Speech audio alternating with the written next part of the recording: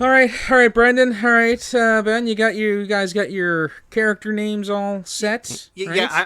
I'm Cody. I'm Cody, and I'm a Perfect. level 12 goth kid. You're level 12 Gaunt Kid, okay. And Brendan, you're Zach. Yep, and I've got really sweet jeans. So you're what, like a level 10 Club Kid then? Correct. All right, okay. I can work with this. All right. So we're gonna set the scene here. All right. So Zach and Cody, you guys are hanging out one day, and it's 2001, early 2001, and you've just got done asking Jeeves what you can do to kill the afternoon. Then all of a sudden, your mom picks up the phone, cutting off the dial-up. Zach, Cody, get off the internet. I need to call Mrs. Gluckman. Oh, God, Mom, I'm trying to do a Yahoo quiz.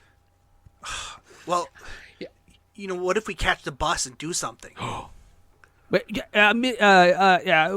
should go rent a movie.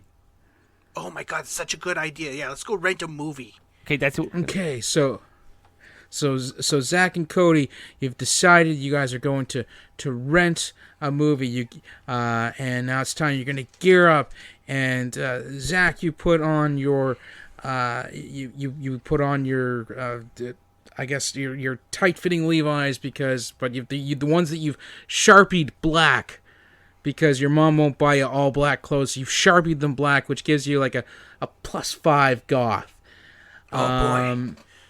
And you flick your swoopy haircut back, and you decide to wear your best Crow t-shirt. All right. Crow is like one of the greatest movies ever made. Greatest. Well, I'm not disputing that. And Zach, you put on your +5 Club Kid jeans with the giant flare bell bottoms, so you can have extra storage, and your best bicycle chain necklace, toque with goggles, and Hurley shirt, and set out to catch the bus. Don't forget my glow sticks. Oh, gotta have those glow sticks. So Zach and Cody are making their way down the street to the bus stop. But the bus, it's off. It's in the distance. You guys, you're gonna have to run to make this now. You guys are gonna roll the dice here. You run to make this now. If you make a 10 or more on this roll, you'll catch the bus. So go ahead and roll the dice. You rolled a 2. So Just the worst luck today. Zach and Cody have missed the bus by just this much, just a little bit.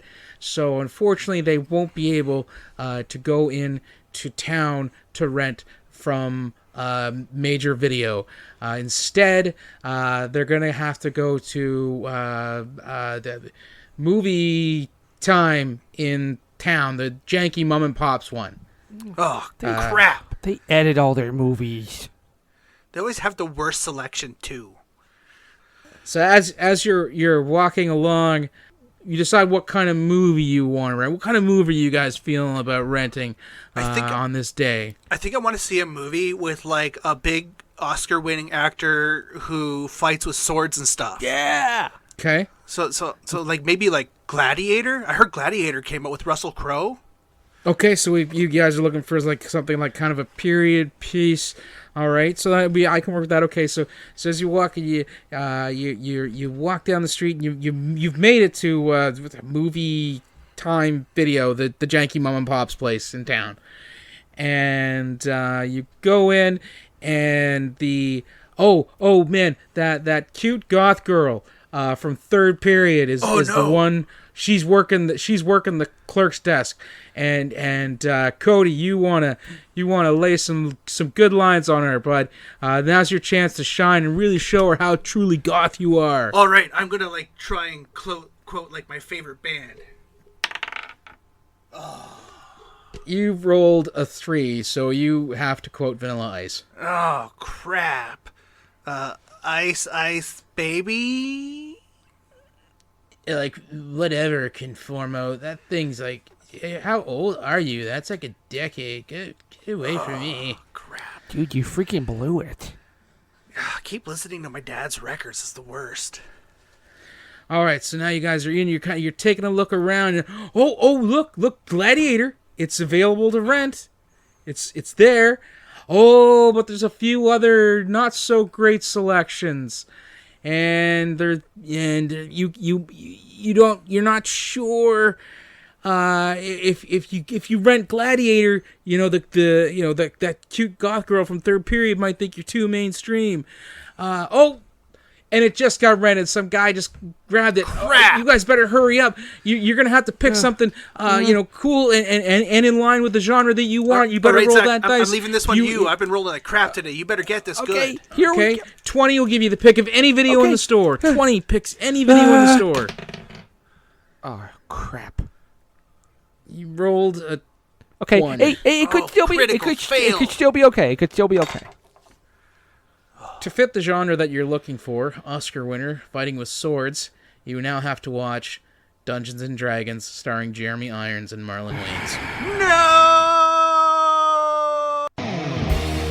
You know when I pick a movie, that's when I'm under pressure now. The question always comes back to me, what were they thinking now? Whoa, what were they thinking?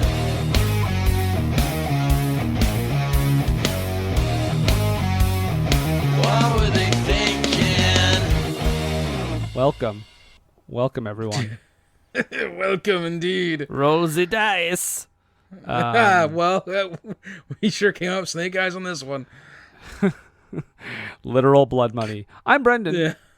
I'm Nathan. This is What Were They Thinking? We are of course talking about bad to questionable movies every week on this podcast, and this week is no exception. We are talking about a Patreon pick, and joining us is bad and questionable. But joining us for this Patreon pick is the patron who picked it from Edmonton. Pause for effect. Alberta, Canada. Ben Wandio. Yeah, I am unfortunately from that province. And his address is... welcome. So I got to ask first off. Yes. What were you thinking? Yeah, and good night. This- Dungeons and Dragons. Why Dungeons and Dragons? Because it is actually one of my favorite movies. Not a word of a lie. Saw it first time when I was like 10 or 11 years old. Went with my dad to the theater to see it at Silver City in West Edmonton Mall, which is like the most Edmonton extra video showing place in the province. It had this big fire. Were they IMAX by that time? Oh yeah, one of the. Yeah. Well, I wouldn't say one of the first IMAXs in Edmonton because we had obviously Space and Science Center, which had IMAX since like the 80s. But the first time that but commercial IMAX, yeah. Nathan, I think you mentioned you had seen this once. Yes. I had also seen this once. I believe it was on the Movie Network. All I remembered before going into it this time was that Marlon Wayans screamed a lot. So let's just dive in. And it had Jeremy Irons, Oscar winner, Jeremy Irons. Oscar winner Jeremy Irons. Sometimes you just gotta pay that rent. Well, he's got that castle, so. Actually, this movie is one of the first recollections for me of seeing a movie because I was told how awful it was. Yeah. The guy who worked at Lennox Max Video in Quebec, where I was going to university at the time, so that tells you how old I am, had seen it and said that it was so god awful. He was pointing out all the weird idiosyncrasies about it, not like the modern language that is used in it, the continuity errors, just about everything. And I was like, this sounds absolutely terrible, and that's something I gotta see to believe. And you did. Yeah. Yep. Right off the bat, I will say that if you really want to see a Dungeons and Dragons movie, go watch Your Highness. It's a better Dungeons and Dragons movie than Dungeons and Dragons the movie. This movie did need more Danny McBride, I agree. But Dungeons and Dragons, this movie, does anyone want to venture a guess to how much this movie cost to make? $45 million. You looked at the budget, didn't you? I was looking up Dude, it's his actors. favorite. If it's like one of his favorite movies, he's probably got some intricate knowledge going along with it. Does anybody have a guess? 45 million?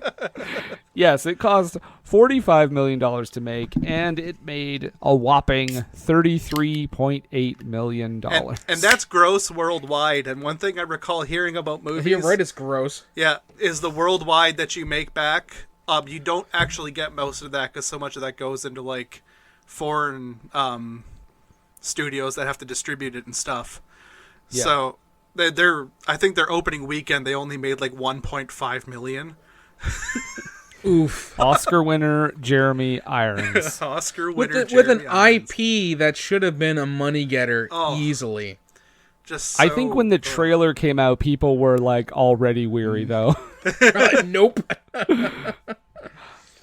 Dungeons and Dragons came out 21 years ago in the year 2000. In the year 2000. We start off with a bunch of setting up the story, like, you know, telling the tale. It's a Buena Vista presentation, so this is technically a Disney movie. Why isn't it on Disney Plus? So does that make Thora Birch a Disney princess? Oh my god! Makes her a Disney empress. There you go. Thora Birch, But also known as Budget Amidala. Oh, we're gonna cover that. We are gonna cover that plagiarization. So it all takes place in the divided land of Izmir, which is ruled by mages. And there is a divide because all the people who are not mages are essentially thought of as slaves. They're worthless to the mages. Yep. But there is an Empress Thora Birch, who wants equality. She's all about equality, but at the same time we have an evil mage named Jeremy Irons, who is super evil. We learn all this in true Dungeons and Dragons fashion through a narration because the whole movie is set up by a dungeon master who we never hear from again. Nope. And that's one of the two times in this movie where something that I would have liked to see happens off screen. Yeah. And this movie lets you know right away, like, brace yourself that it's made on the cheap.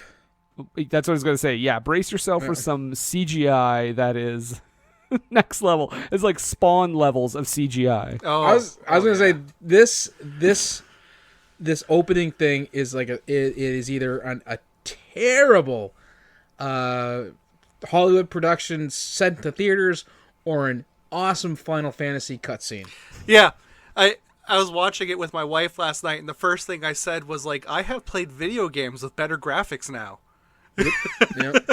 Oh, yep. I thought you were going to say I was watching it with my wife last night, and that's why the suitcases are in the back there. Nah, she appreciates a shit film as much as I do, so.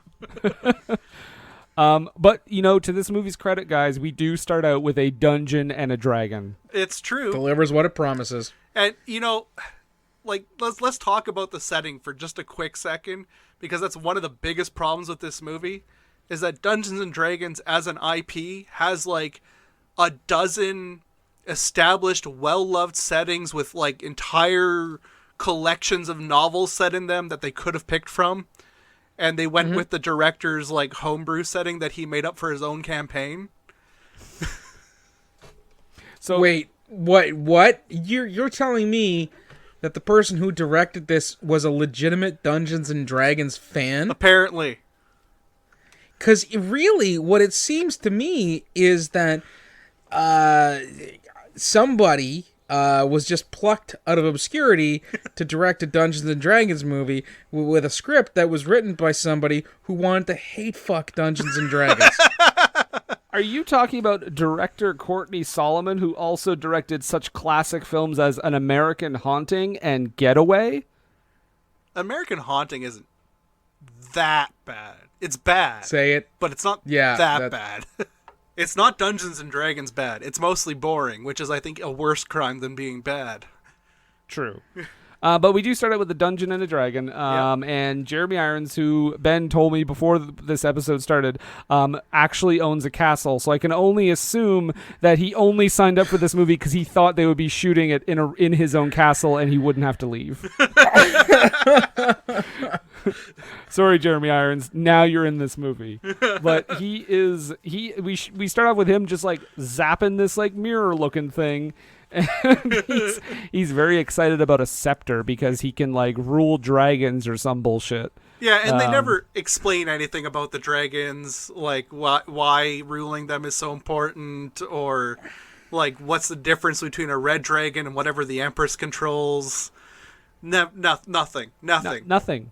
Or what that water wheel's doing. That was, I think, the part that was like baffling me the most about the intro. I was like, okay, magic, sure. What's the water wheel for? Do they have electricity now? Yeah, they over-explain the first 5 minutes, and then they're like, red dragons, scepter, it's going out. Oh, the dragon is attacking. I'm like, wait, hold on, back up. But yeah, so he's got this scepter, and like the Wi-Fi goes out, obviously, so he loses his control over the dragon. But luckily, Jeremy Irons is a mage, so he crushes it with a fucking dungeon door. And this is not the first time. This is the first time, but not the only time this movie is going to crib severely from Star Wars. Oh, how has he got like the Emperor's powers? Well, let's see, he rancored the dragon. Yeah. We spend far too much in Galactic Senate. I'm sorry, I mean Mage's Senate, trying to wrest power from a child empress, a young empress, yep, who has apparently a wealth of different costumes that she can wear. Yep. And then of course there's, I can't give it too much grief for the whole plucked from obscurity, sent on a quest, because that's just the hero's journey, yep, monomyth sort of thing. But there are things in this, the overuse of CG, the female ruler who's trying to maintain peace, the evil wizard, it's not a space wizard this time, but a wizard who's trying to take her power, not only her magical power, but also her political power. And of course, again, like I said, they start off by, doing the whole Rancor pit death scene to this poor dragon. Yeah, and it's just not only that is it taking from Star Wars, but I gotta say it's taking from the Phantom Menace. Yeah. Yes, it's taking from the other Star Wars movies too, but it's also taking from Episode 1, which I guess they were just like, this movie's gonna be hot. Well, everybody's gonna love it. The casting of Thora Birch was, I think, one of the most baffling decisions they made in this movie. That's a very, 90s Miramax, let's cast whoever's hot in this role where they do not fit at all. Well, and the only thing she has going for her is she looks kind of like young Natalie Portman. Yeah, to me, though, it's like when I saw, I love the movie, but it's like when I saw Liv Tyler show up in Lord of the Rings, I was like, wait a second.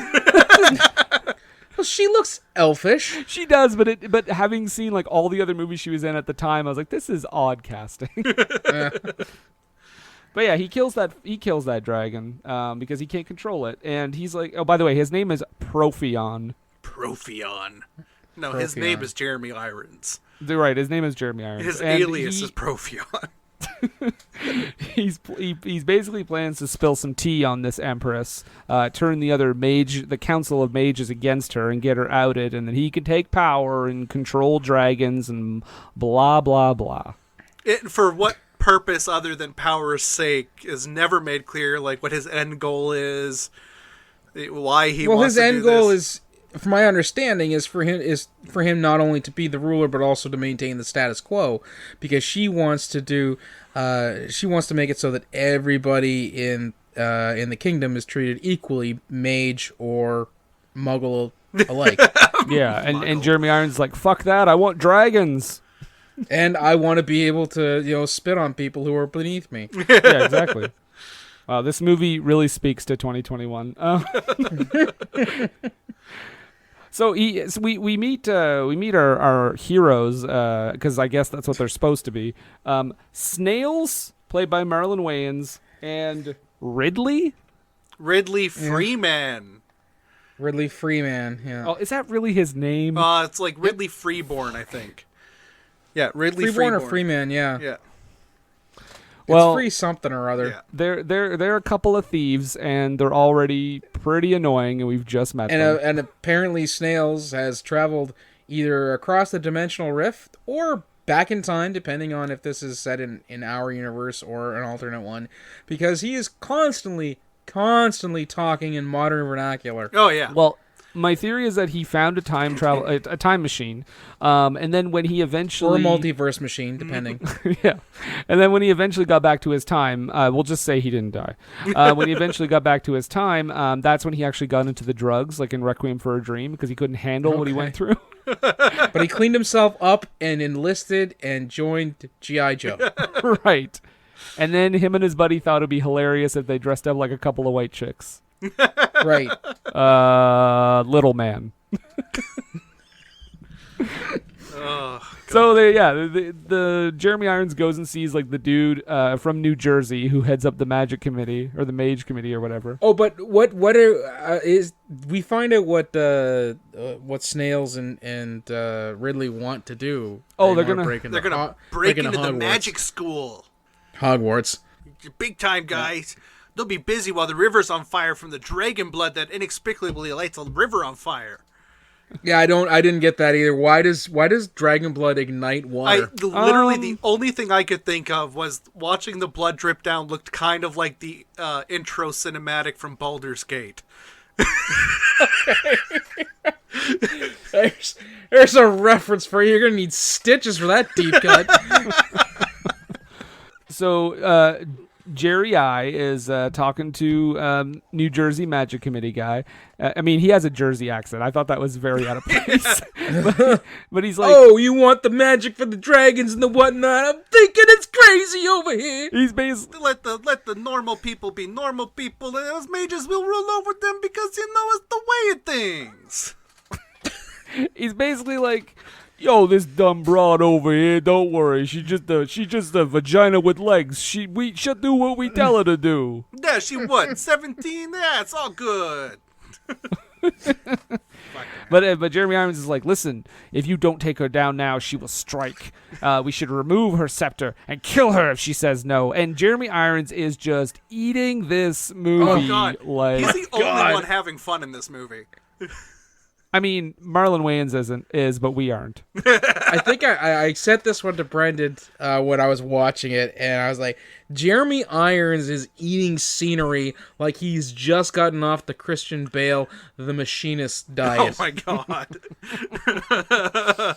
Just nom, like nom, he nom, has nom. like all he's eaten is tuna and apples for months on end and just smoked away the hunger. Now he's finally allowed to eat, and he ate Dungeons and Dragons. Oh, if only he ate Dungeons and Dragons, that we wouldn't have to talk about it. He almost did. I mean, oh my God, the sheer hamming every scene with him and Thora Birch is like just hysterical. Because she's sitting there reading off a goddamn teleprompter, and Jeremy Irons is just ramping up. Well, this is where we see this older gentleman who tells Thora Birch, "Hey, this is how you got to fight off Jeremy Irons. You've got to get the Rod of Several. Sure, why not? And it allows you to control red dragons." Again, it's just said, and then we move on from it. Yeah, but so she wants to be able to control Ralph Fiennes. Which I'm not going to explain it because it's fucking boring. But like, there is a reason why like it would be red dragons, and what she has is probably gold dragons in like the lore of Dungeons and Dragons. Mm-hmm. But they never explain any of that in this movie. You're just expected to know it and understand what it implicitly means, which makes no sense for something meant for a broad release. And you know what? To that end, it would actually kind of stand to reason that the person who was creating it might legitimately be a fan, because a lot of times the people who are like big time fans of something, when they create it, they just take for granted that all the stuff they know, anybody who's going to go see the movie is they know what they know. Yeah. And so they don't feel like they need to explain it when that's not the case. Cough. Warcraft. Cough. But yeah, so yeah, get the rod of several. And guys, Jeremy Irons' little gargoyle spy heard the whole thing. Meanwhile, Jeremy Irons tells his buddy Blue Lips, it's his muscle. He's just got blue lips. I don't know what else to say. He's bald and he's funny looking.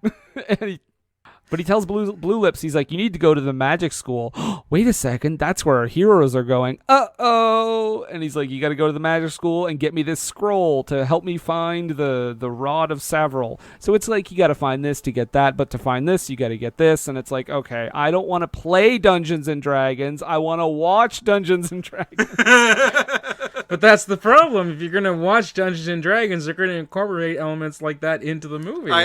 I think the worst element they incorporate comes up a little later, but we'll talk about that when we get there. It's shortly after this. And then we meet Marina, who is a terrible librarian. and you know what? Kind of a subpar mage. Yeah. So. Yeah. No, sorry. She's a low-level mage? Totally expendable. That's the worst line in this movie. That was... When I was a kid watching this, I cringed at that line. That line just killed my soul. Like, I don't need that. Like, I don't need... Like, why did you have to bring... Of all the things from Dungeons & Dragons to bring into a movie, why the fact that she has levels? Yes. Oh, okay. Marlon Wayans is like, I'm a level -32 thief. Yeah. Just because of his severe lack of stealth. Because he screams everything. He screams everything and just randomly opens boxes that he doesn't know what's inside. He gets scared by that giant skeleton dragon thing in the illusion box. In that scene, he's basically Abu in Aladdin. Yeah. Because that's what Abu's doing. He's just opening shit and like touching everything. It's like, come on, Marlon Wayans. And that, and only that way is how Brendan means that. Yes, thank you. I wrote that down and I was like, I better be clear. And also, like, when he shoplifts, he just, like, shoving a candelabra down his shirt in front of, like, everyone. Oh my god. His thievery is subpar, to say the least. They also have a cheap joke about him, like, you know, about him wanting to take a gold dragon tooth, and I'm like, come on. He's like, no, come on, it's a gold tooth. I'm like, fuck off, movie. So yeah, they're thieving the place, causing wrecking shit. Meanwhile, Marina catches them and she puts the lasso of truth around them. She's like, and they do this annoying scene where they're getting dragged back and forth, and every time they get dragged by, it's like, ah, ah, yeah. Ah! And I'm like, oh. Man. And, like, just the lowest effort went into, like, that effect, because it's very obvious they are running themselves. They are not being tugged at all. Oh, it's a really shitty effect. It's so terrible. Oh, man. While all this is happening, Blue Lips has entered the building, folks, and he's asking the old man, he's like, where's the scroll? Or actually, sorry, Blue Lips is like, where's the scroll? Yeah, he doesn't do a lot of yelling. It's a lot of husky whispers. Yeah, his IMDb page is like, what, 3 movies long? It's like just a bunch of bit parts in, like, television. Yeah. Well, he was apparently in the made-for-TV sequel. Oh, yes, Lord. He's the main villain in the made-for-TV sequel, which I own. There's a third one, too, but it's not related to this series. Is Jeremy Irons in that one, but not the second? No, I think Jeremy Irons' career as a fantasy actor was pretty much done after this movie. He's like, I'm too busy reading the Aragon script. I'm going to be Alfred someday. So Blue Lips kills this old... Not before me, though. I will be Alfred first. Let me tell Okay, you, Michael. let me give you some advice, Mr. Kane, about how to play Alfred. You bloody well tell me how to play Alfred. I know how to play Alfred. I'll have you know I was in Dungeons and Dragons the movie. The greatest cinematic masterpiece of the 21st century. The greatest film based on dice rolling. So Blue. No, I think Snake Eyes had been in it by that point. So anyway, Marina escapes with our annoying heroes because she sees that the old man gets killed because obviously he's not going to tell Blue Lips where the scroll is, and she's like, "Oh shit, we got to get out of here." So they're running through the town, and they she Hadoukens a guy at one point. Did you notice that? Yes. Yeah, she casts like 3 spells in this entire movie, and she's supposed to be a mage. Yeah. They do run through another movie because Gimli shows up in this movie. Except he's like as tall as the rest of the actors. Oh yeah, he's a dwarf that is like normal height. I actually note here that they probably blew a good portion of the budget on the orcs that they have in this scene that we never ever see again. Yeah, them and the beholders that come up later. Yeah, I'll say this: the CG for this movie is garbage, but some of the prosthetic work that's done on extras, mind you, is superb. Yeah. This movie is upside down. I'm telling you. I don't know. Like the CG isn't even good for 2000. No, like it's not. No, that's the baffling thing. Is like if you look on the back of the case, it's one of the quotes is effects extravaganza, and I'm like, yeah, they said the same thing about Spawn too, though. So anyway, yeah, Gimli shows up from Lord of the Rings. He's there, and in the fracas, he gets his helmet shot off by an arrow, and he beats the fuck out of Blue Lips. Oh god, the sound he makes after he gets his helmet shot off. Brr! Brr! Is that supposed to be like dwarf rage? I have no idea. He just starts honking. He rolled a 10 for dwarf rage. And he's a fairly prolific, like, I don't know, TV character type actor. He was on, like, Seinfeld and stuff. Yeah, Jason Alexander. Yeah, I know. That would have been great. I thought at first, honest to God, I thought it was Buster Poindexter at first. And you can understand why, because he's got that kind of voice and that accent. Yeah. Another guy from, Jersey. There is a point here where, okay, so Gimli beats up Blue Lips, and he runs off with them through the dwarf tunnel, and they manage to escape. And they're all, like, huddled down, like, talking behind, like, this carriage or whatever, and they're, like, discussing what they're going to do. I'm pretty sure you can hear somebody else saying that the old man that died, that his name was Bill the Builder. Oh, God. And I was like, that was his name?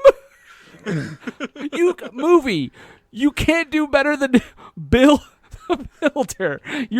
Your source material literally has thousands of names for you to fucking pick from. See, I would have accepted the Builder part if they had put something a little more fantastical in front of it. Zortathrion. Yes, Zortathrion the Builder. There you go. Perfectly acceptable. Yeah. Even Bill? Even like a name. Not even William. William the Builder sounds better. Look, I would take Boris the Builder. Just don't use the name that's in the other word. Can we build it? Yes, we can, comrade, and everyone will be paid the same. Boris the Builder. Boris the Builder.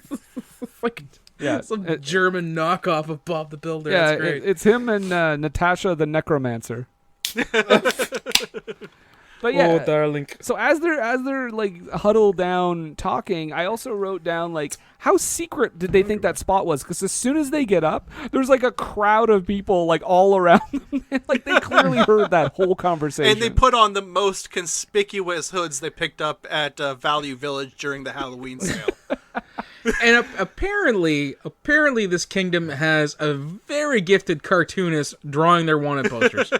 Oh yeah, it's a work of art. Speaking of the costumes, my wife actually looked up some details, and these are all made from like machine knitted fabric, like you would find at a costume store. That's why they look so goddamn awful. This is like knitted polyester, like you would actually get from like the Value Village costume packs. Oh, there's a couple of times when I'm pretty sure I saw zipper flies on the pants. Yeah. There's a scene at some point where I thought Marina was just wearing like a sweater and jeans. Oh God, yeah. But like a lot of listen, I'll forgive the zipper flies because this is late 90s early 2000s fantasy, and fucking belt buckles and zippers and snaps are everywhere, like BDSM core fantasy shit. Yeah, I get it. I mean, buckles I would get, but like zippers were not a thing. They were not. And yet they show up in all the fantasy art you can find from this era. So Jeremy Irons, Blue Lips goes to report to Jeremy Irons, and he's like, "Listen, I lost them. I'm sorry. I don't know what to do. I don't know what happened." And he's like, "No problem. I'll just put this parasite in your ear, into your body, and I'll let it leave you if you find, everybody, and get that fucking scroll. Get the what the fuck was the other thing called?" No, the Eye of the Dragon. Oh yeah. The big ruby they need to read. The thrill of the fight? Yeah. Rising up to the challenge of our rivals? Oh, man. So he puts a worm in his head, is what I'm saying. That's a worm in his He ear. gives him worms. That's better, I guess. It's like a brain sucker thing. Yeah. Yeah. I guess, because he does use it to extract knowledge or information later, I guess. Eat your brain and gain your knowledge. It's not like, and just in case you're wondering if there's some like deep D&D lore that explains what this thing is, there's not. Okay. I didn't think there was. I didn't think there was. Like they definitely made this. And we're walking. And then we cut to the pub from the Fellowship of the Ring, and everyone is just drinking and having a great time. And there's this debate going on at a hero's table. They're like, well, mages are so stuck up and they're trying to rule everything. And it's like, yeah, well, you thieves aren't so great. But then Ridley loses the argument because he sees that Marina has tits. And he's immediately in love. That's what happens, right? Because she takes off like her jacket and he just stares at her boobs. And then he's like, oh, NVM. Yeah. This is our obligatory fantasy/sci-fi cantina scene. Every fantasy/sci-fi movie needs a cantina scene. Oh, it sure is. So they're sitting there and they're looking at this scroll because they've managed to get the scroll, and Ridley is like, "Let me try something crazy here." It's like my dad used to say this thing. He's like, Alanor Salabadara, and he goes and zaps into the scroll. Marlon Wayans has no reaction to that whatsoever. He's like, my boy's smart. Other than he keeps saying bidet. Yeah. and then Marina goes into the scroll, and Marlon Wayans is like, well, I guess I better go and get laid. He actually says, I just want to hit it. Yep. He sure does. So he sees this cute elf lady come in. The elf lady aptly played by the girl who played the rock sister in Walking Tall. Oh, is that who that is?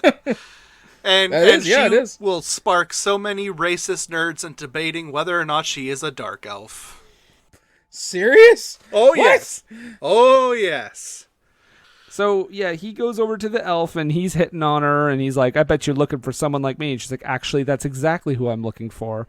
And he's like, oh, shit, here we go. But who should be a cockblocker but Blue Lips and his army? And they bust in. So Gimli is quick on his feet and thinking like, oh, let's start a bar fight so we can escape out the back. It's actually not a bad strategy. So he starts flipping tables over and... Listen, he's the only one in this movie who has good ideas. He's the only one who can apparently roll high numbers on the 20-sided dice. So they do make it out, and suddenly Ridley and Marina are just zapped back out of the scroll, and they're like, wow, we did this, and we went here, we met this wraith, and I'm like, why is this off screen? Yeah. Thank you. The actual adventure happened off screen. I was like, yeah, don't show any of that wraith stuff to us. None of that stuff that sounds really cool that actually gives them their purpose of going. Now, this movie was about, what, an hour 40? Oh, an hour and 50 almost. Was it? It was close to that, with credits anyway. Man, it's weird. It feels like there's like sometimes like when I was watching, I was like, it feels like stuff like that was actually intended to be in the movie, but they cut it. Budget. There is a lot of stuff that was cut. In fact, the entire movie was rewritten at one point because they couldn't get the budget for what they wanted to do which was like this giant undead army, like fighting people and stuff. Yeah, so a lot of stuff got cut just because they just did not have the budget to actually do anything interesting because they wanted to have that dragon fight at the end. Okay, so Army of Darkness can afford a Deadite army battle scene that goes on for a really long time, but also incredibly short in my opinion. But they couldn't get the budget to do a decent one for this movie? Because computer graphics. They look real cool with 45 million, baby. Yeah. Apparently 35 went to Jeremy Irons.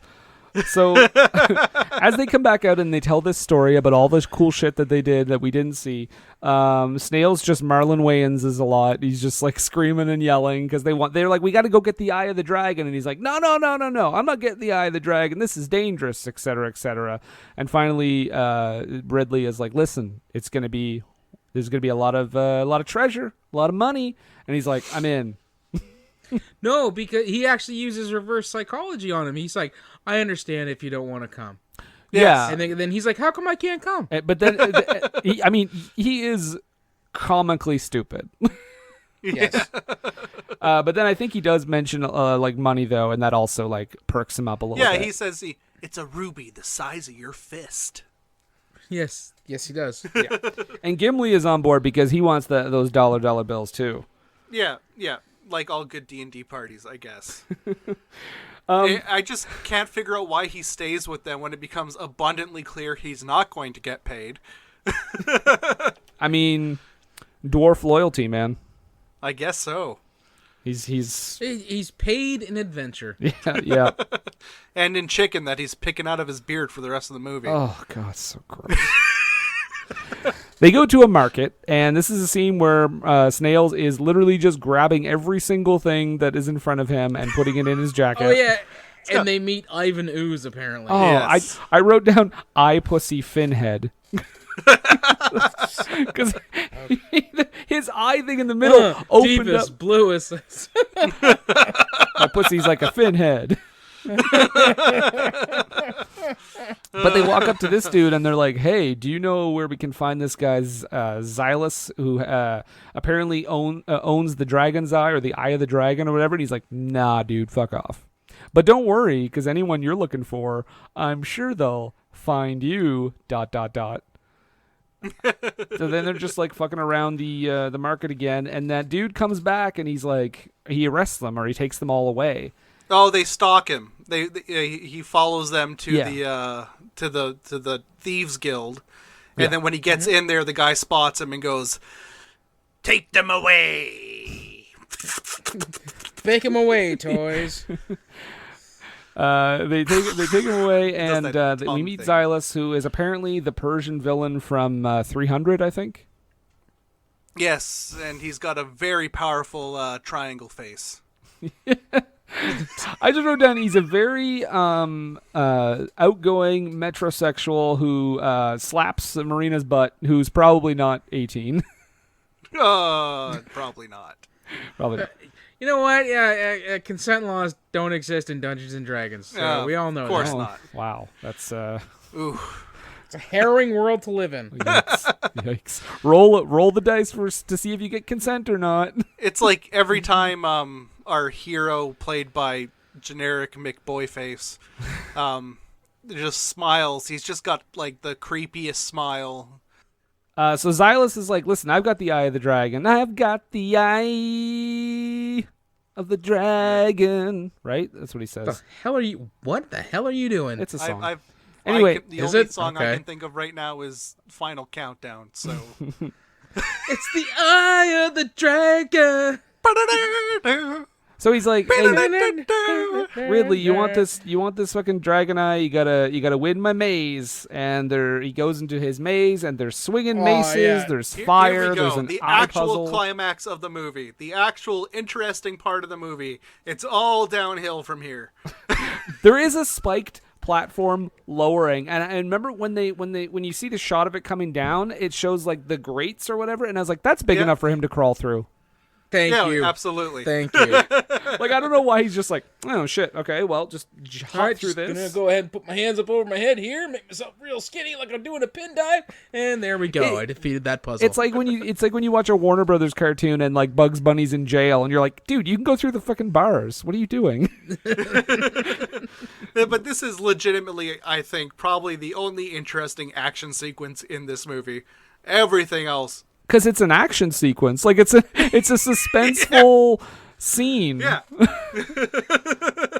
They do crib a shot from Raiders of the Lost Ark too at the very end, because he sees the dragon eye.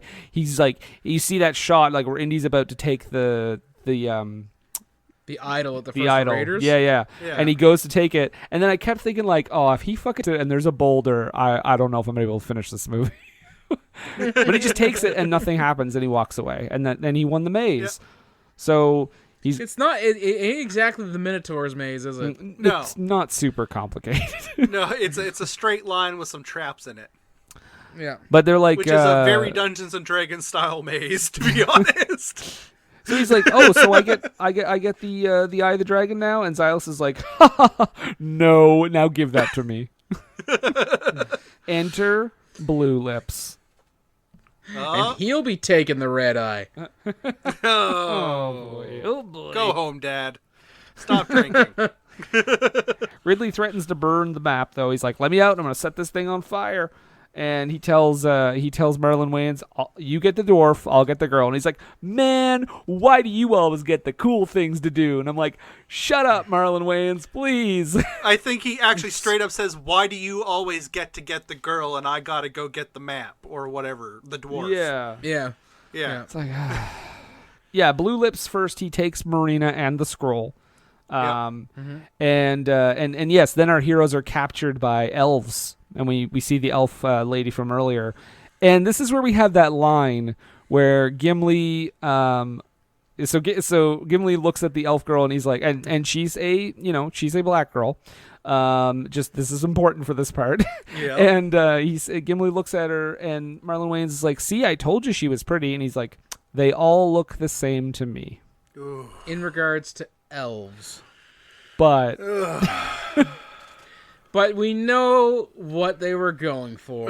Yes. The optics of that so joke bad. are weird. So many nerdy racists will forever debate if she's a dark elf, which is just so bad. It really seems like something that does not need to be debated at all, especially anything in this movie being considered canon whatsoever to anything in regards to the creations of Gary Gygax. Yeah. No. With no offense to the source material, my response to any kind of debate about this movie would be, who fucking cares?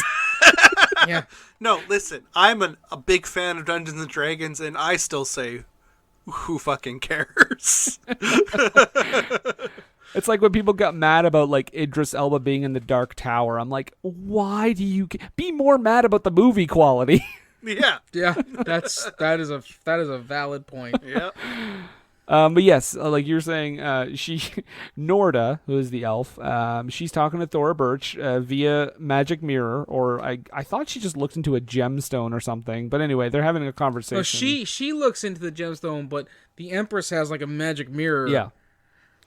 And she's like, okay, what up? We got these guys. What do you want us to do? And then she's like, well, you got to go find Blue Lips because he's got the scroll. Anyway, I was in American Beauty last year, just saying. And also, I'm going to be in Ghost World next year, so this is a weird movie in between. Can I just ask something about Thora Birch? Can she actually act? I think so. Okay, so what's going on here? I feel, you know what, Ben, I feel that question that you just posed was posed several times on the set of this movie. And the fact that you said that they rewrote it entirely on the fly at one point, I gotta say that a lot of the acting choices or lack thereof, if that is the case, can be kind of forgiven because they were probably constantly working on a running script. Yeah. Yeah, I honestly... It's just, so often she just comes off like she's reading off a teleprompter. Well, especially for her longer speeches. understandably, she's probably like, I don't want to be here. let's just get this done. You understand the movie I was in last year won several awards. Yeah. I was in a movie with a man who there'll never be any stories about. He's squeaky clean. Like a father to me, basically. And Kevin Spacey. And Kevin Spacey, too. Yeah, Chris Cooper is a great guy. He's a great guy. Maniacal laugh. Man, this is going to age poorly if Chris Cooper, something comes out about him. Let's not, okay? Come on. Brendan, stop jinxing us in the future. Hey, look, everybody's terrible, okay? Let's just all move past it. Anybody who's made over $1 million in a single year is probably bad. Right there. There have only been 3 perfect creatures in the last century, and they would be Tom Hanks, Bob Ross, and Fred Rogers. Oh, sorry, 4, and Ernie Coombs. Bob Hummy. Friendly Giant. So anyway, they're having that conversation. Blue Lips, at the same time, is interrogating Marina, and he's basically like, tell me where the Eye of the Dragon is. Tell me where they are. And she's, of course, like, I'm not telling you where they're going. So he uses his look at me. Well, because she says, why are you helping Jeremy Irons overthrow the Empress? Like, don't you respect like the Empress? Don't you like work for her or whatever? And he's like, it's literally what he says. He says, I'm helping him because look at me. Look at me. It's like, you are trying to overshadow Irons. It's not working. Yeah, I was gonna say, you can't overact Jeremy Irons in this movie. This is where he uses his knowledge snakes, as I dub them. Yep. He puts his knowledge snakes in her ears and starts like getting her no, don't the implication being that knowledge is a physical substance that can be extracted from her ears, like you're seeing it pump down the tubes. Yes, because they were pulsating. Like they were eating something. And he was making these like pleasured faces, and I was like, nope. No. Yes. Oh yes, knowledge. I can feel the knowledge running through my veins. Oh, so good. Meanwhile, she's screaming, thrashing around. It's like the most uncomfortable thing to watch. It was not a consensual knowledge grab, is what I'm No. This was not just grab him by the knowledge. This was not a sexy Asari from Mass Effect brain melding thing. Yeah, but Nathan, grab by the knowledge. Let's just locker room talk. See, we're topical for 5 years ago. So, anyways, after all that, he finds out what's going on. The other crew are trying to infiltrate where Marina is. After Marlon Wayans finds out that the elf is 234, and he's like, "Never mind, no longer interested," which is crazy. Old chicks, am I right? She's pretty smoking hot for 234 years old. Right. Those lines always that's right up there with like she's just a low-level mage for me. Just those lines coming from elves is always just like, it's why I hate elves in any genre. It's why I'm totally there with William Gibson and his whole nobody can be blamed for the admixture of elves in their written works. That's a real fucking deep cut. And I know they stumble onto a Renaissance fair. Yes, and this is the most much like, okay, this was a Jonah Hex moment for me, because there's like a floating multi-eyed head, and it's like in Jonah Hex, when we saw that snake dude, and we were all like, oh shit, I wanted the movie to be about him. When I saw this floating multi-eyed head, I was like, oh cool, this is a cool character, and he's gone. It's called a beholder. It is one of the trademarked monsters from Dungeons and Dragons. See, I wrote it was a cacodemon from Doom. Yeah.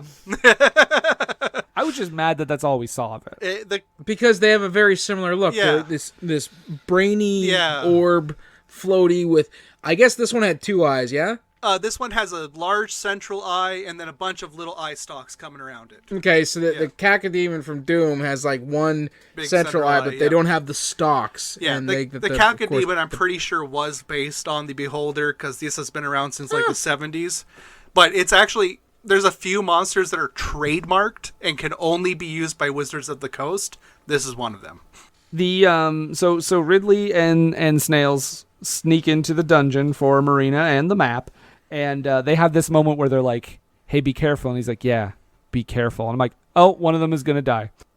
And they say it like that, that dude bro thing where they can't say that they love each other. Yeah, and because they laugh, they're like, "We're not gay." He says, "Be careful." It's like, "Yeah, you too. Be careful." And then, chicks and sports and boobs, right? Let's not forget the fact that Gimli once again has a good idea and everybody else shoots it down when he says, "Should we go in and help them?" And Elf Lady goes, "No, they need to do this on their own." Why? Like, later on in the movie, it makes sense when there's, like, the force field preventing anyone else from helping him. Here, why can't you help him? Because in the script on page 64, it says we don't help him. But they get in. Marlon Wayans is like sneaking around in Blue Lips. I guess he's in like his chambers and he's like looking for the map. But he gets sucked into an oatmeal rug. Oh yeah, it's the quicksand oatmeal rug. It looked like oatmeal. It's disgusting. It did. It really did. I always thought it looked kind of like that, like not Play-Doh stuff you can get that's made of the little beads. Oh, like the magic sand? Yeah. Yeah. But Blue Lips shows up and he pulls him out of it, and they have a little struggle. But just before anything can really go down, Marlon Wayans cuts him across the cheek and takes off. Yep. Meanwhile, back with Ridley and Marina, Ridley manages to get Marina, and then there's like an old man soldier who attacks Ridley, and I'm like, a really tall guy. Yeah, and he's just tossing him around, and I'm like, don't you have a sword, dude? Like, it's like that scene in Jason Goes to Hell at the end where Jason is just throwing the main character around for like 10 minutes, and I'm like, dude, you're Jason Voorhees, just murder him. What are you doing? Use a machete already. Yeah, squeeze his head. Like, you literally killed someone by squeezing their head. What is going on? Punched somebody's head off in the 8th one. Yep. Guys, I'll have you know that this bad guy was clearly a level 20 monk, and so he only fights with his fists. Was he bulletproof? That's right, yes. Coming soon. Oh, Classic movie. I have a note here, and I can only assume that somebody got kicked, because I have a note that says a step up in Seguri would have been way better. Yes, I think maybe that's the Ridley old man fight. Okay. Yeah. Because he manages to stab his foot. Ridley manages to stab him in the foot. Yes. Well, that actually stands to make sense, because the next note I have is, this is effing hilarious. Well, yeah. Oh my God. So the next scene is basically Marlon Wayans makes his way outside. Blue Lips tracks him down. He's like beating the shit out of him, and as he's about to kind of put the finishing touch on him, Ridley comes out, and you have that standoff where Blue Lips is like, Give me the eye or I'll kill your friend. And I'm like, kill him. and Marlon Wayans, like a fucking idiot, just throws the scroll 3 feet in front of him. Like, it's not even to his buddy. So I'm like, what if Blue Lips just killed you and then walked 3 feet and picked that up? Like, well, as you've seen throughout the entirety of this movie, Blue Lips can't actually move faster than a slow walking pace. Apparently not. He's only got like a 2 for dexterity. Yeah, like throughout the entirety of this movie, there's not a scene with him and his soldiers where any of them are actually running when he's around. No, they're always moving at a menacing, slow walking pace. They're all Jason Voorhees. Yeah. So he and so he stabs Marlon Wayans in the back, and yes, fucking Ridley has the greatest over-the-top reaction, like, of all time, because he gets right down on his knees and throws his arms in the air, like, no! Is he trying to channel Captain Kirk here? Like, I mean, at least it's not zoom out. We're gonna see Ismir floating on the back of a giant swamp turtle or whatever. And then we're going to zoom out some more, and we're going to see whatever multiverse they're floating in. Just going to keep hearing it. I mean, at least it's not no reaction, like so many of these movies that we've talked about have. Yeah. Fair. But it's crazy. But yeah, Marlon Wayans is out of the movie. Thank God. And also, when he kills him, he throws him off the building, and it is the worst fake dummy. Like, I was like, oh, I know Marlon Wayans' character got killed. I don't know who that guy is, but I guess he was there too. Then Blue Lips manages to stab Ridley in the shoulder, but Marina is like, okay, so we should mention Marlon Wayans stole some shit earlier, and he stole like a package of black magic, he calls it. So Marina just picks it up and just throws it at him, and it just does, I guess, whatever she wants it to do. Again, well, it's like an explosive powder, isn't it? I would say from a D&D perspective, it's generic material components for a spell, which is like a thing you need to cast spells. But again, nothing's actually explained as to what it is or why she needs it to cast a spell. No, because in the movie, she literally throws it at Blue Lips and it like electrocutes him. And then she throws it another way and it makes a portal. And then when they're about to get into the portal, she says, take us to wherever Norda is. Like, what? Very specific, I guess. Oh my God. Well, it you know, you guys watched that show Nosferatu?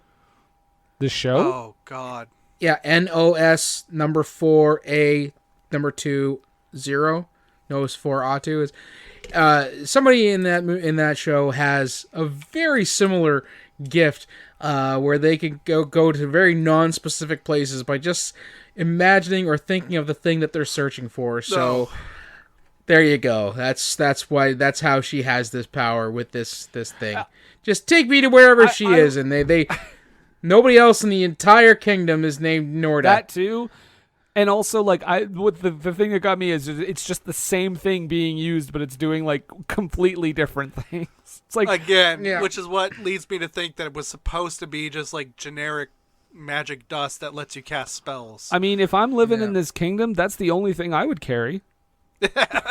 Especially if I'm a fucking mage, and my whole thing is that I cast spells.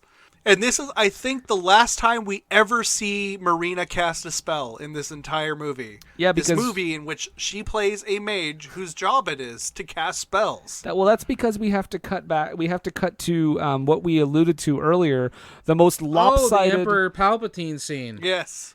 With the Galactic Senate, that ET's in there. But I was gonna say, the most lopsided, though, acting... tete-a-tete, like with Thora Birch like not giving a fuck and Jeremy Irons eating her.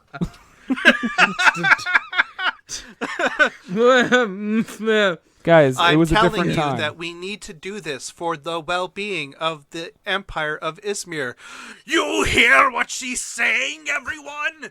This is what I warned you about. She's going to take everything from us. And that, as Ben just demonstrated, is the kind of eating that Brendan was talking about. We're not talking about Caligula. Oh, maybe God. One day. Yeah, it's basically like she's essentially like, and I am the emperor. Waiting, empress of... Buffering. Well, she sounds like a high school student giving like her first speech before taking the Toastmasters. Well, that's what it is. Stuff. She is a good actress, but it's like first of all, the casting is terrible, and I like I said, I'm sure her and 95% of the cast in this movie didn't give two shits about how they acted in it. They probably stopped caring when the script kept getting rewritten. Why is this on a toilet paper? It's easier to change. Is that a pizza stain? But the emperor.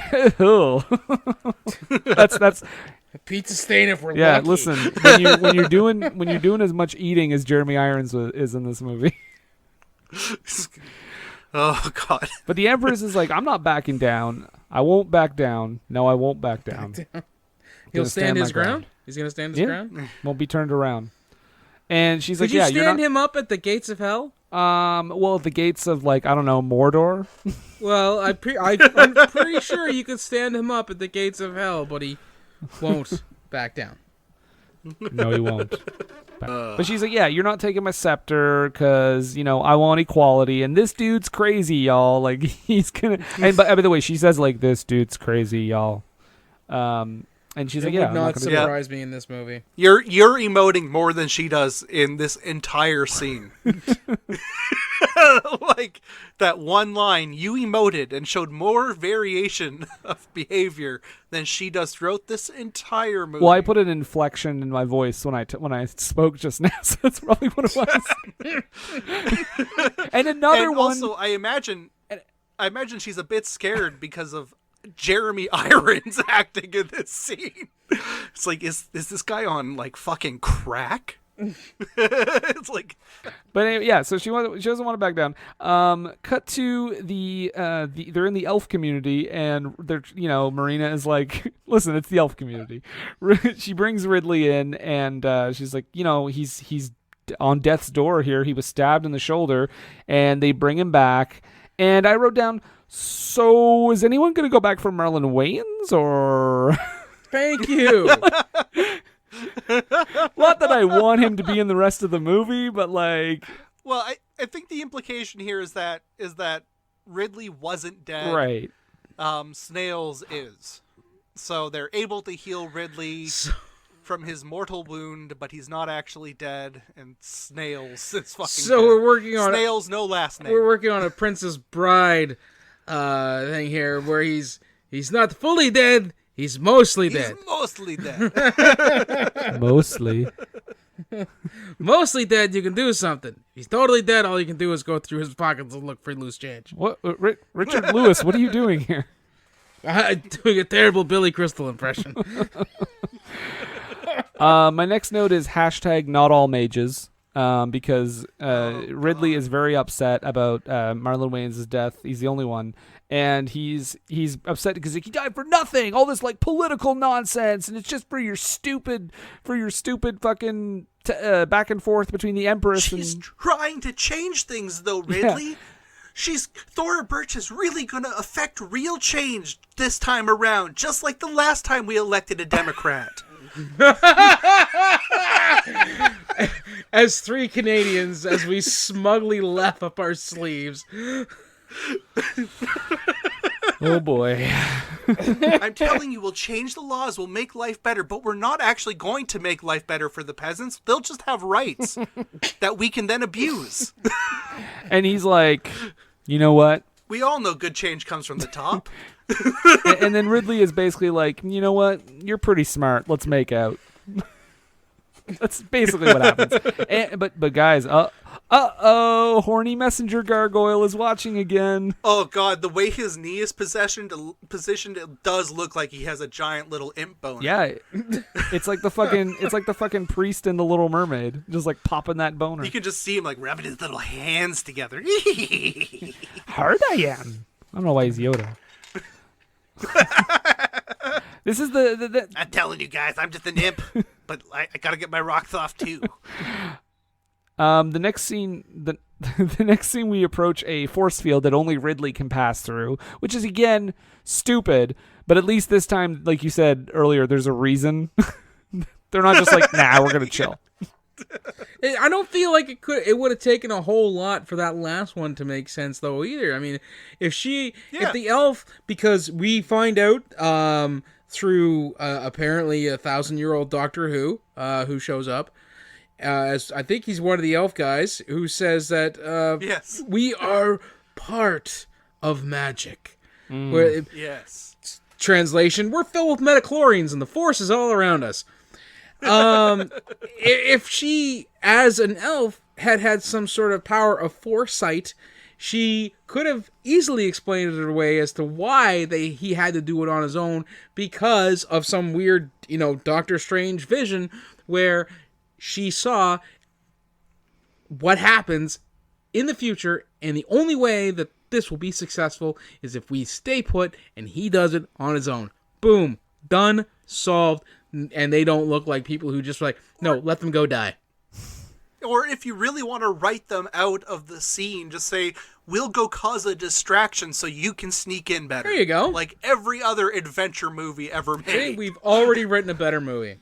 Ridley goes in and he sees all this treasure, and he's there to get the Rod of Savril, of course. And he sees all this treasure, and he's like, man, Marlon Wayans, I'm sorry you died because you would have been rich.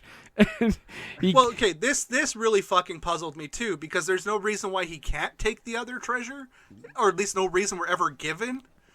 Yeah. Only Marlon Wayans can touch treasure. I think that's the rule. Yes.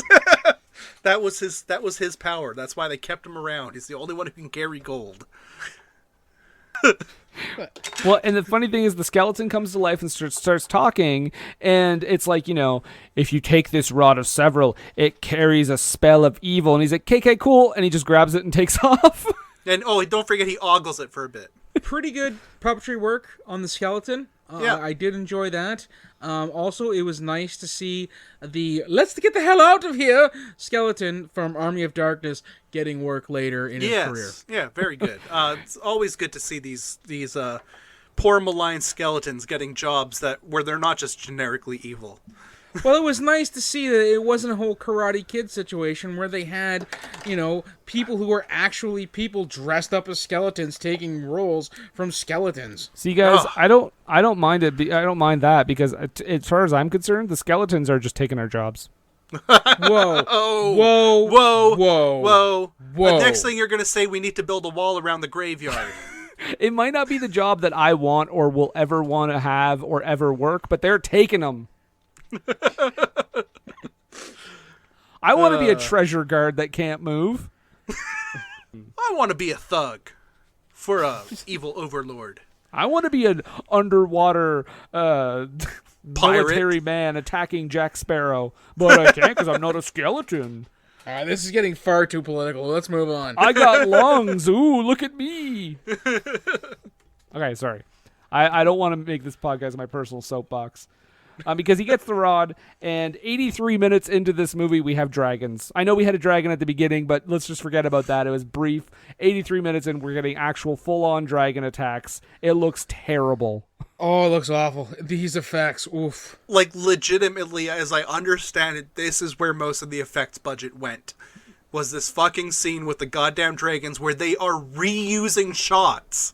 Mm-hmm. Oof. Yep. Oh, it's rough. So basically, the Empress is sending her dragons after Jeremy Irons and his people. But when Ridley comes out with the rod, Blue Lips is there, and look at that. He's captured everyone again with his army. And he's like, listen, give us the rod and we'll let them go. Okay. So he gives them the rod, and Blue Lips is like, JK, kill them all right now. Of course. And the Empress shows up again, dressed like Queen Latifah. No. Queen Latifah? Like early 80s, early 90s. She's got like the weird chainmail thing going on. Chainmail thing, yeah. Like Big Daddy Pump. Big Papa Pump? Big Papa Pump. Wrestling reference. Got it in. There's a fantastic line where I think it's Jeremy Irons. No, it might have been Blue Lips, because you said at this point he shows up to take that, and he actually says, "Give me the rod." Like, that's dirty. That sounds real dirty. That's dirty. No, I think that was Jeremy Irons. That's when I think that's when Blue Lips, after he gets the rod, he shows up and Jeremy Irons goes, "Give it to me." Give me the rod or you're fired. So Blue Lips, but obviously no one gets killed here. They fight off the bad guys, and Blue Lips escapes through a portal. Ridley quickly follows him through, and Marina's like, "No, don't go through that portal." Too late. But when Blue Lips gives the rod to Jeremy Irons, and he has that freak out, he takes away his worms. He's like, "You no longer have worms. Congrats." And I just. About 3 or 4 notes here of just, oh God, the dragon CGI. Oh God, oh God, oh God. Then my next note is, there was a sequel? Because it was at this point that I wanted to, because I was like, I know it's not the guy who played the mummy. No. I know it's not him. I gotta look this up. Who is this guy?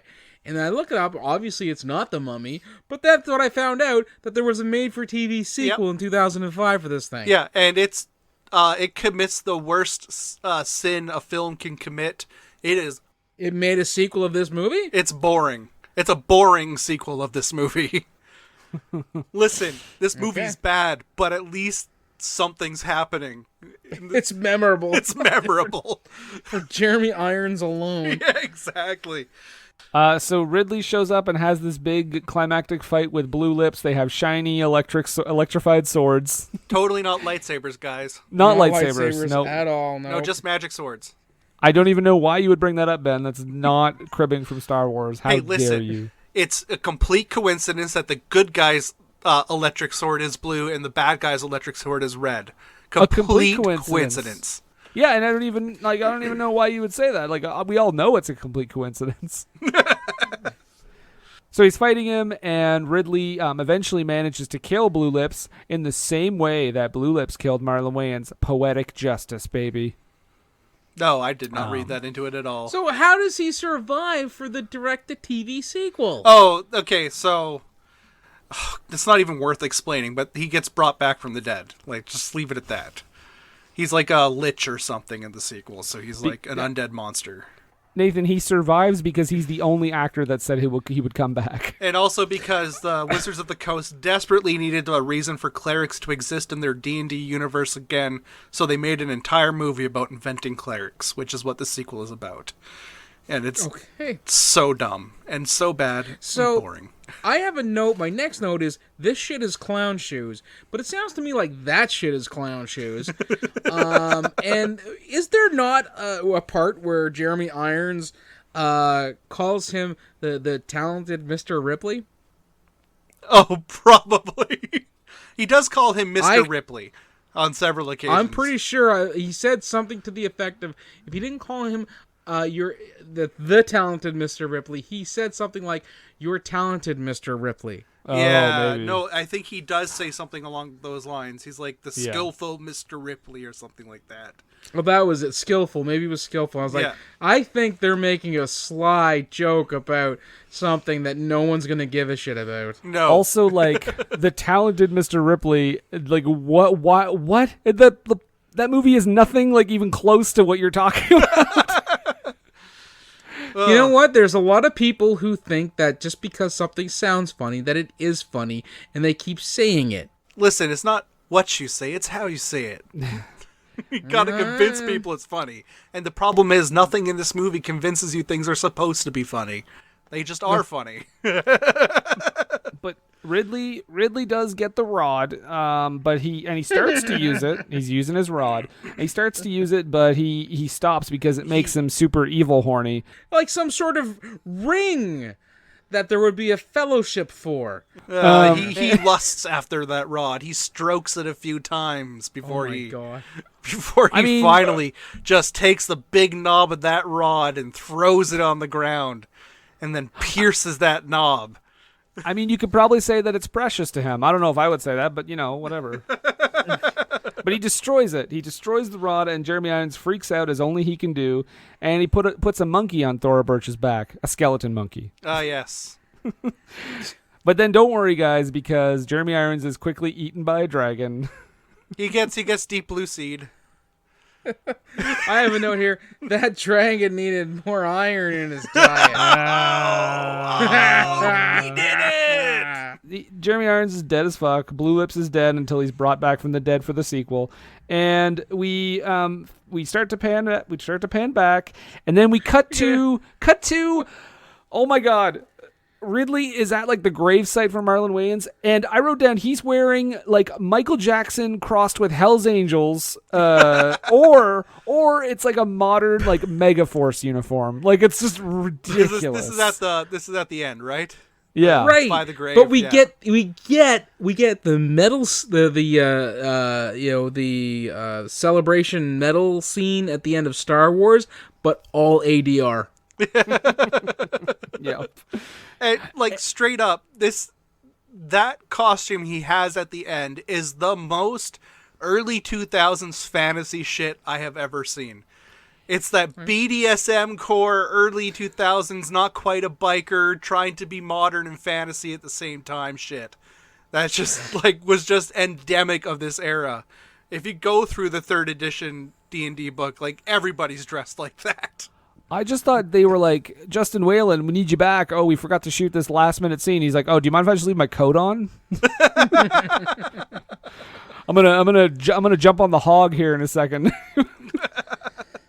So let's get to the most confusing, bewildering part of the movie. They're all gathered around. They make a little grave site for Snails for Marlon Wayans. His name fades away, and I'm like, oh, what's going on? They pick up one of the rocks because it's glowing like a gemstone. It's the eye of the dragon. The eye of the dragon. It's the eye of the dragon. He puts it on his grave and says, "You finally got it, buddy." Then it starts glowing, and fucking Norda looks at him and goes, "Your friend is waiting for you." Yep. And or, I wrote, "Do not question the gift you've been given. Your friend is waiting for you."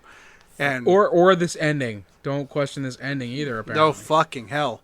Because I don't know what happens here. Did they die? Did they go there? Was Marlon Wayans brought back to life? I don't know. Did the campaign come to an end because they had to go home because they had school the next day? I guess. We're gonna find out in the squeakquel. I'm gonna go around the horn here. So Ben, as our guest, I'll let you tell us first.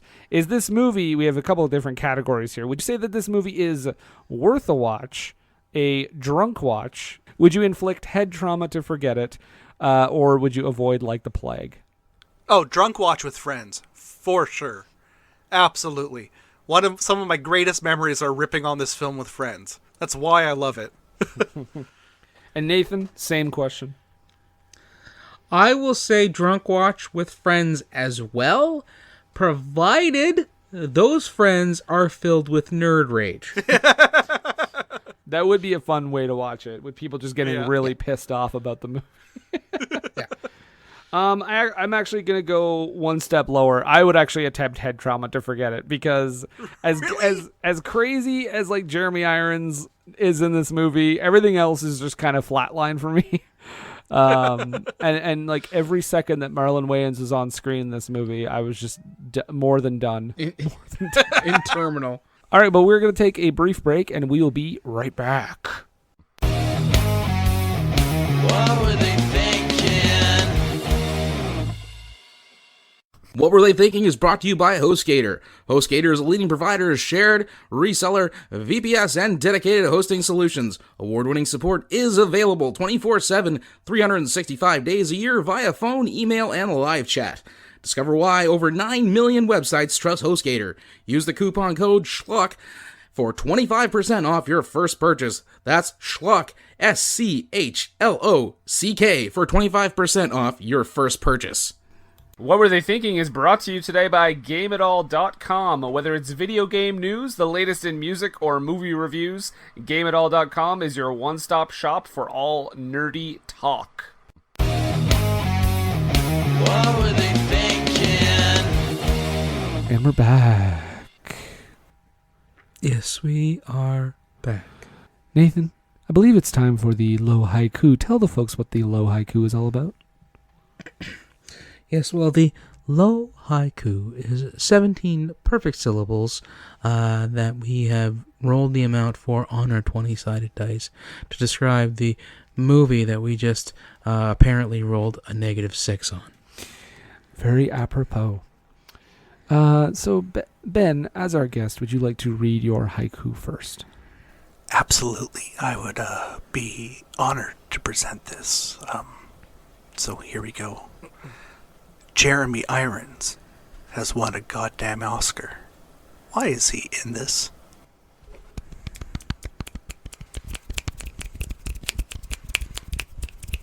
Very good, very good. Nathan, would you like to read yours? Yes.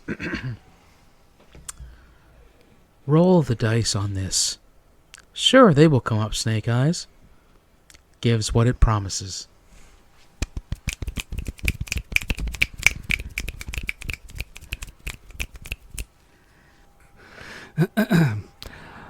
I now have the dice. So what do I need to roll to escape this hell?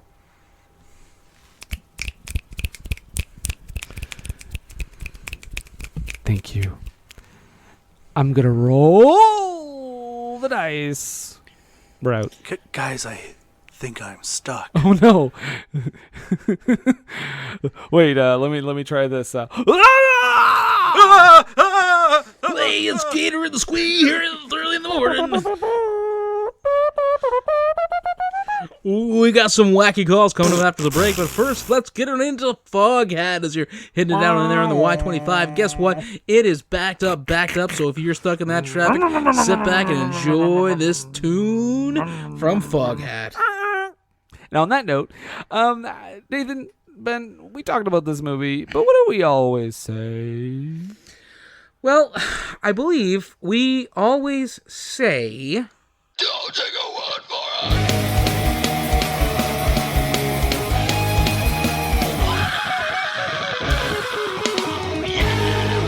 That's right, folks. That's what we say.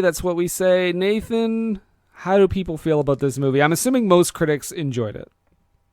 10%. 10% of the critics thought this was But I mean, critics, I mean, right? They're not Dungeons and Dragons type folks. They're professionals who have to write articles. They don't have time to play a lot of games with their friends that can easily last up to hours, if not days at a time. Right. Right. Vin Diesel was not writing for the Chicago Sun-Times. Exactly. So, I mean, the audience must have liked it a lot more, is what you're saying. Well, you'd think, but out of 25,000 plus ratings on the Rotten Tomatoes, only 20% gave it a favorable review. So we'll get into these reviews here. I actually just want to start out. I just want to read the critics' consensus for the first one here. I don't know who says this. I think this is just an overall report from Rotten Tomatoes, but it says, critics say this movie has a cheap look and is badly directed. Despite the presence of talented actors, the performances are really bad, and additionally, some people are offended at Marlon Wayans' character, calling it a racist throwback to black stereotypes. He absolutely is. He's a total minstrel show character. Oh, yeah, it's bad. He is. We talked about the gold dragon tooth. I mean, come on. Yeah. Ooh. Let's see here. We've got, your boy, Roger Ebert. If you say 4 stars, I'm never reading any of his reviews ever again. Wouldn't that be something? Holy shit. The disconnects are so strange that with a little more effort, they could have become a style. 1.5 out of 4. This is from Felix Vasquez Jr. Vasquez? Yeah, sure. From Cinema Crazed in his 2012 review of this movie. I doubt anyone will be cosplaying as snails anytime soon. Oh, that is probably true. Although, you know that there's at least one person out there that's like, I want to be snails. And he's probably white. Oh, no! Rob Vox of Flipside Movie Emporium says, Dungeons & Dragons, a misbegotten exercise in abject incompetence, produces all the magic and fun of a slow root canal. Grade F. Well, Lauren King of the Boston Globe wrote, a mildly entertaining but tepid extravaganza, more suited for television than the big screen, kid. I had the kid thing at the end there myself there. You got me. Oh, here's a good one. This is from James O'Helly from the Sci-Fi Movie page. We still like it better than Attack of the Clones. I don't know, man. Ooh, yeah. Okay, well, I got a positive review here. No, you don't. Oh, yeah, I do. Oh, just wait. Liz Braun from Jam Movies, and I really hope this is about the one from the previous year that this was written in 2000. For visual thrills and fairy tale themes, this fantasy feature kicks the stuffing out of Star Wars. I feel like that's about Phantom Menace. It has to be. I don't know. I still feel I would rather watch Phantom Menace than this movie. But I'm more okay with somebody saying that about that one than, like, this is basically Empire Strikes Back, but good. Yeah, Phantom Menace would have been the most recent Star Wars movie to come out when this came out, eh? Yeah. Yeah, exactly. That's my last critics one. Okay, well, my last one comes from Paul Tatara from CNN.com, so fake news. Oh, no. If you don't like the movie, it's solely because you're not a fan of this type of escapism. It couldn't possibly be because the movie stinks. No. Well, this one does. Here's a fresh review from Brian McTavish of the Kansas City Star. Viewed strictly as the B-movie it is, D&D is actually more enjoyable as traditional narrative entertainment than the technically dazzling yet dramatically sterile Episode 1. So much Star Wars slams. All right. Screw these people that get paid to write reviews of films and probably know what they're talking about. Let's go into the snake pit, as Nathan likes to call it. The audience reviews on Rotten Tomatoes. Well, Blake W. gives us a perfect 5-star rating, 5 out of stars. He says, great character development and well-conceived and fully developed plot with many unexpected twists and turns. I would definitely encourage fans of Dungeons & Dragons to give this a go, as I believe that the gameplay of the classic game translates perfectly onto the big screen. Overall, a great experience for the whole family. I think he watched a different movie. I think for the whole family? Are you sure you didn't pull up, like, Cull? The Conqueror with Kevin Sorbo? Yeah. Well, my review, my first one here, is from Donald S. So I'm only assuming it's Donald Sutherland. Mm-hmm. And he writes, terrible acting, especially Marlon Wayans. Jeremy Irons should be ashamed. Tom Baker is the one highlight of this movie. From Garrett D, we have... rife with spectacularly bad CGI effects, horrid miscasting, and a profoundly cheesy good versus evil story, Dungeons & Dragons serves as a prime example of what a name recognition cash-in looks like. Ooh. Which, yes. Well, Anthony A. gives it 4.5 out of stars, and he says, I loved watching this film as a child, and I hope to watch it again someday soon. Okay. All right, Anthony Anderson. Listen, you gotta, if you're gonna say something like that, you gotta put your money where your mouth is and own the double feature like I did. Which I now wish I hadn't, just bought this one and forgot about the second one. Well, next one comes from Alex K. So I'm assuming it's Alex Keaton from Family Ties, as played by Michael J. Fox. Mm-hmm. And he writes, 1933's King Kong is my 9th favorite film of all time. 2 out of stars. What? Okay, I'm a couple things quickly. First of all, it's his 9th favorite movie, and it's a 2-star rating. So I'm not sure if he's just like, this is rated 2 stars, but also I just want to tell you about King Kong, or if he meant to put that on King Kong and it's his 9th favorite movie and he rated it 2 stars. I'm so confused about all of that. Oh boy. I've got a really in-depth review from Chad B for 0.5 star. I had heard that the 2000 Dungeons & Dragons movie was terrible, but I enjoy most fantasy fiction. After watching this, I am left wondering, why was this even made? I had to break this one down to explain how bad it really is. Plot. With all the great D&D stories out there, why was this the best choice? They had a terrible attempts at humor that made this feel like TGIF shows for teens. Don't even get me started on the cheesy ending. And I'll cut off there because it goes off for several more paragraphs.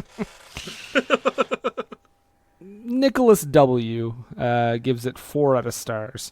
And Nicholas says, I play the imaginary game of this, and I thought that it was spectacular. It fitted with the game and brought the same or more tension than the amount of when I play. Great work, guys, and I would see this in the biggest theater if it was remade.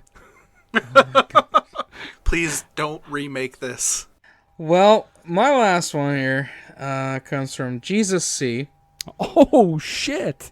Well, yeah, that's right. Came back just for this. Although I don't think he was too pleased. Oh, I would love if his review was like, I came back for this?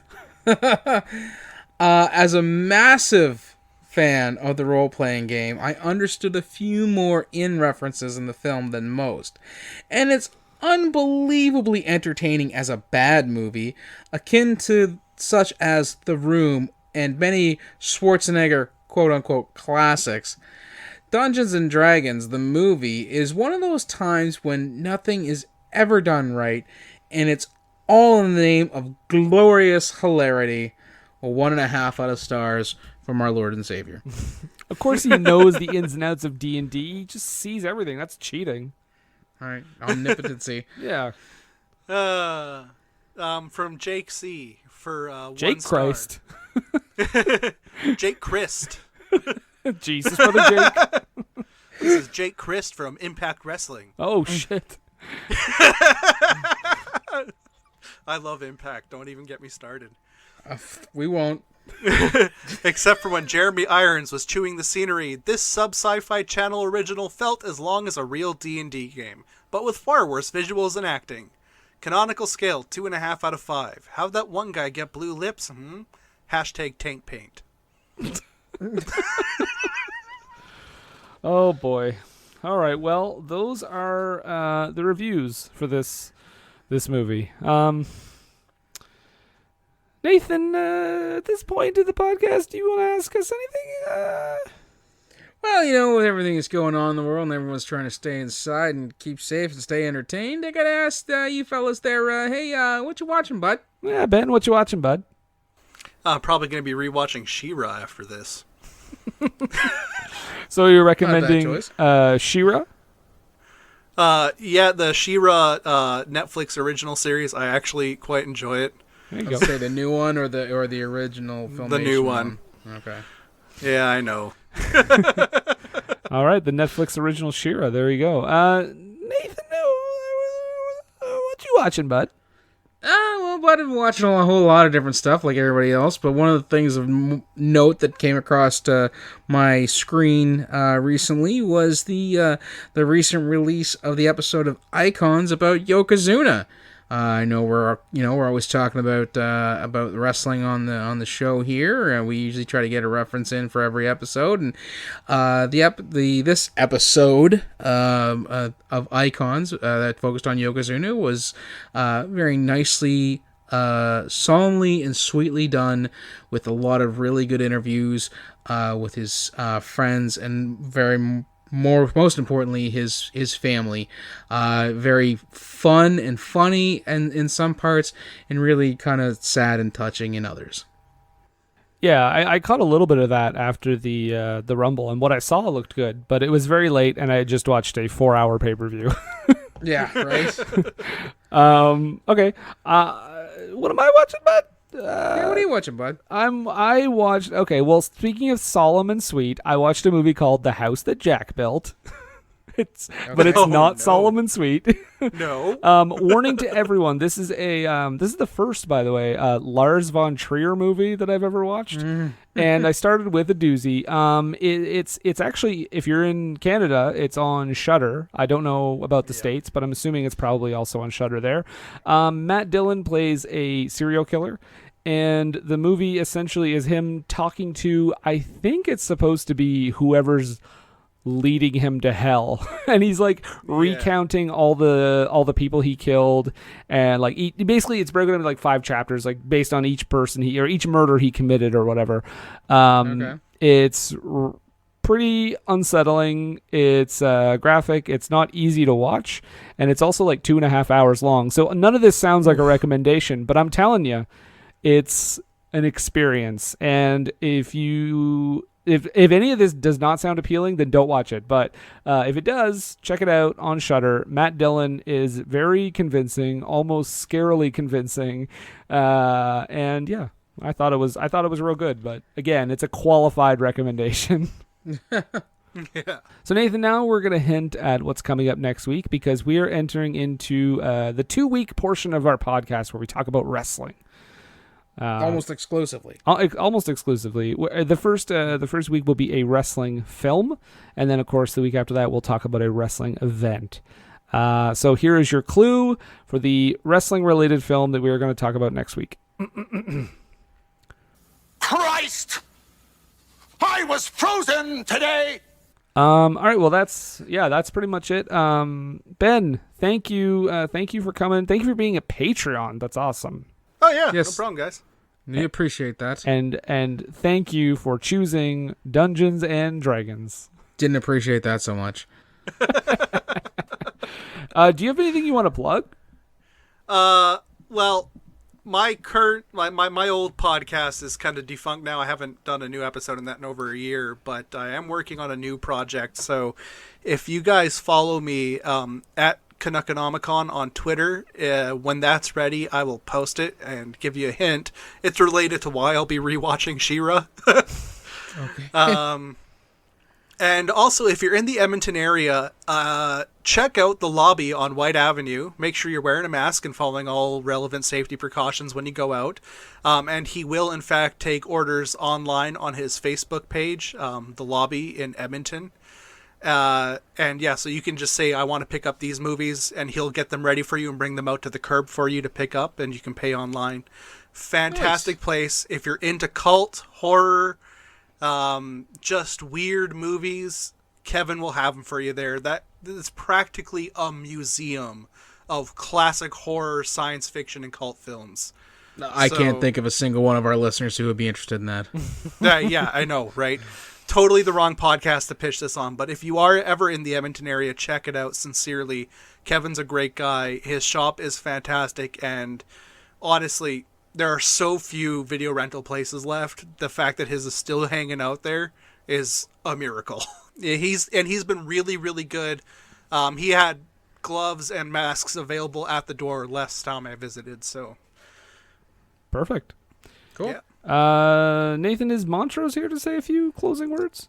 Yeah, he can be. I'm sure he'd be popping around, even though he's doing some work on what he's doing for 2021. But we'll see what he has to say. Yeah. Cool. Hello, it's good friend Montrose Merkington III here. As you may have noticed that the old YouTube channel has been very inactive as of late, and I do apologize for that. But this chimp wants to try something new in 2021.